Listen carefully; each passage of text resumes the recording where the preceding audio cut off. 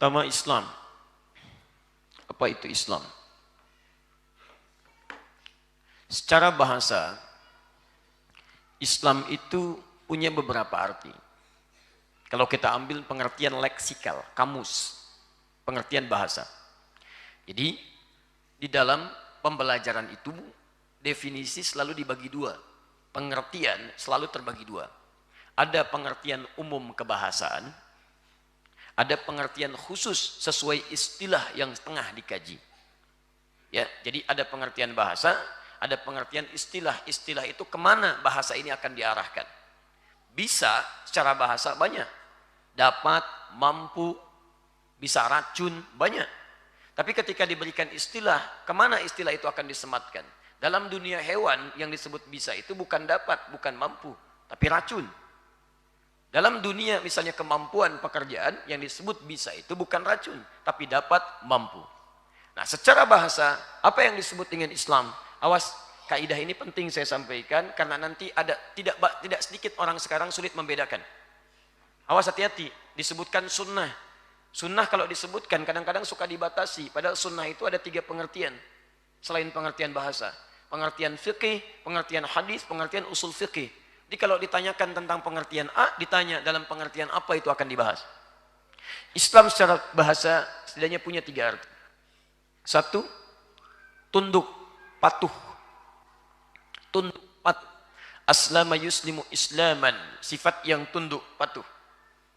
Islam, kenapa disebut Islam? Orangnya disebut Muslim, karena seseorang kalau sudah masuk Islam, maka dia berikrar untuk patuh dan tunduk pada ketentuan Allah Subhanahu wa Ta'ala. Jadi kalau Anda sudah mengatakan saya Islam, saya Muslim, tapi tidak patuh pada ketentuan Allah, maka ada yang salah dalam keislamannya. Ada yang tidak tepat. Karena itu nanti kita akan lihat ketika Allah menyebutkan tentang Islam, Nabi menafsirkan Islam, maka di situ akan berbentuk ujian-ujian kepatuhan kita kepada Allah Subhanahu wa Ta'ala. Nanti kita akan lihat. Jadi kalau Anda mengatakan Islam, nanti akan diuji oleh Allah, diterangkan oleh Nabi ujiannya. Ini Islam itu begini, begini, begini, begini. Kalau Anda tidak mau mengerjakannya, maka belum sempurna keislamannya. Baik. 2, Islam bisa diartikan sesuatu yang menghadirkan kedamaian, tenang, nyaman. Jadi kalau Anda sudah berislam sampai dengan hari ini, tapi mohon maaf, belum mendapatkan ketentraman, kedamaian, ketenangan, ada yang belum sempurna dalam keislaman kita. Nanti ada kaitan dengan yang pertama. Kalau Anda bisa patuh kepada Allah, mengerjakan semua tuntunannya, maka akan melahirkan bagian kedua. Tenang, damai, tentram. Tenang dalam kegelisahan dunia, damai dalam urusan dunia, dan bahagia dalam urusan akhirat.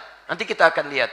Jadi kalau Anda belum bisa mendapatkan ketenangan, kedamaian, kenyamanan, mungkin kepatuhan kita kepada Allah itu yang kurang.